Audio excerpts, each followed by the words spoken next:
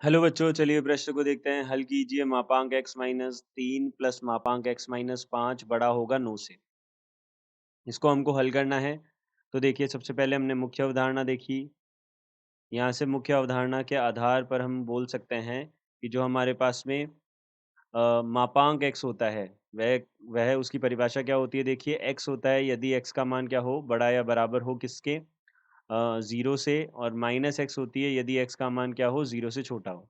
तो यहाँ हमारे पास में क्या है, x माइनस 3 का मापांक है और x माइनस 5 का मापांक है। तो यहाँ पे हमारे पास में 3 अंतराल बनेंगे, एक तो 3 का और एक 5 का। तो यहाँ से हम बोलते हैं कि x का मान यदि हमारे पास 3 से छोटा हो, 3 से 5 के बीच में हो, या 5 से बड़ा हो, ये 3 अंतराल बनेंगे।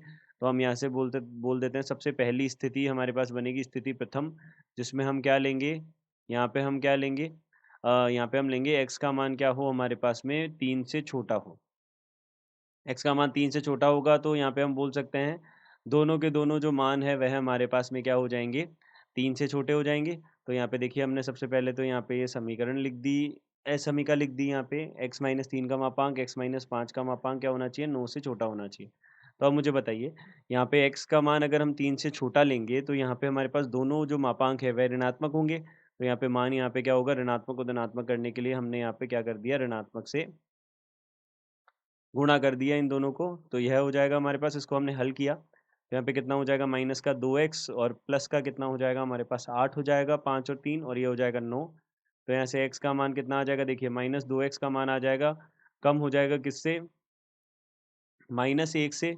तो यहाँ से हम बोल सकते हैं माइनस 1 से कम हो जाएगा। अब देखिए, यहाँ प्लस 1 से कम हो जाएगा।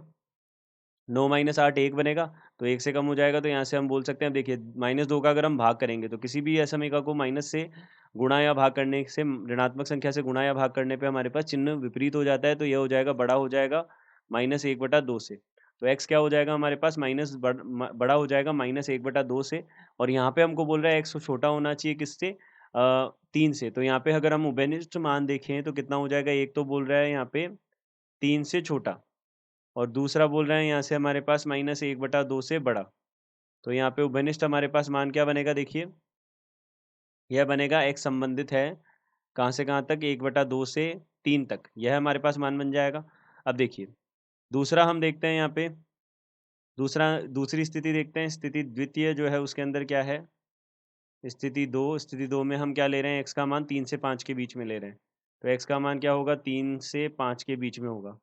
तो अब देखिए, 3 से 5 के बीच में लिया तो यहाँ पे एक ये जो x माइनस 3 वाला जो है मापांक, ये तो ऋणात्मक हो जाएगा। तो x माइनस 3, तो यहाँ पे ये माइनस एक्स प्लस 3 बन जाएगा, और यहाँ पे प्लस कितना आ जाएगा, x माइनस 5। ये हमारे पास अभी भी देखिए, ये तो धनात्मक हो जाएगा, तो ये तो धनात्मक हो जाएगा और ये ऋणात्मक हो जाएगा। तो यहाँ पे हमने इसको ऋणात्मक से गुणा किया तो माइनस एक्स प्लस 5 बन गया। क्यों हुआ ऐसा? क्योंकि हमारे पास में 5 से छोटा लेने पे x माइनस 3 तो हो गया धनात्मक, और यह हमारे पास में कितना हो गया, 3 से 5 के बीच में लेने पे x माइनस 5 हो गया ऋणात्मक। तो यह हमने इसको ऋणात्मक से गुणा करके धनात्मक बनाया, और यह हो जाएगा हमारे पास में, यह हमारे पास 9 से बड़ा होगा। तो इसका मान हमने 9 से बड़ा लिया। यहाँ से x काट दिया तो हम यहाँ से बोल सकते हैं माइनस का, यहाँ पे प्लस का कितना हो जाएगा हमारे पास में, देखिए 5 माइनस 3 कितना हो जाएगा, प्लस का 2 बड़ा हो जाएगा 9 से, जो कि क्या है, गलत है।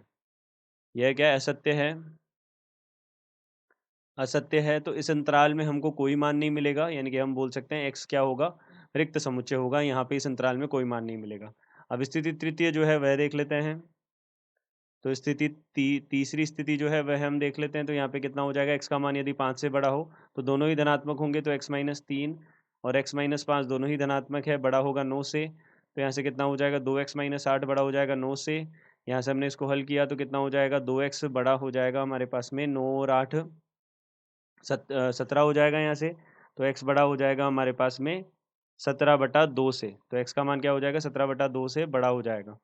अब x का मान अगर हमारे पास 17/2 से बड़ा है तो 17/2 का मान कितना हो गया हमारे पास, 17/2 हो गया हमारे पास में 8.5 हो गया। 8.5 हो गया। तो अब देखिए, यहाँ से हमको ये बोल रहा है 5 से बड़ा, यह बोल रहा है हमारे पास में 8.5 है। तो x क्या हो गया, बड़ा हो गया 8.5 से। तो दोनों का उभयनिष्ठ हल जो बनेगा वह क्या बनेगा, यह बन जाएगा हमारे पास में, देखिए एक तो बोल रहा है 5 से बड़ा और एक बोल रहा है 8.5 से बड़ा। तो हम यह हमारे पास में क्या बन जाएगा, x जो हो जाएगा वह हो जाएगा हमारे पास में 8.5 से बड़ा हो जाएगा। तो 8.5 से अनंत तक का हमारे पास में मान आ जाएगा। देखिए अब यहाँ पे हमको क्या करना है, बराबर का चिन्ह लगाना है। तो यहाँ पे 5 से बड़ा, अब देखिए ये हमारे पास में आ गया इसका उभयनिष्ठ हल। अब देखिए अब दोनों स्थितियों, जो हमारे पास तीनों स्थितियाँ हैं, उनके जो हल होंगे, उनको हम क्या करेंगे, उनमें हम संग लगाएँगे, यानी कि उन दोनों को हम यूनियन करेंगे उन सब का। तो हम यहाँ से बोल सकते हैं यहाँ पे कितना हो जाएगा, कुल हल जो है हमारे पास कितना आ जाएगा, कुल हल यह हमारे पास कितना हो जाएगा, देखिए एक तो हो जाएगा -1/2 से 3 तक, -1/2 से 3 तक, और यहाँ से कितना हो जाएगा संग, यहाँ से हो जाएगा हमारे पास 8.5 से अनंत तक। यह हमारे पास में इस प्रश्न का उत्तर होगा। तो हम बोल सकते हैं दिए गए प्रश्न का हल यह है। आशा करते हैं आपको समझ आया होगा। धन्यवाद।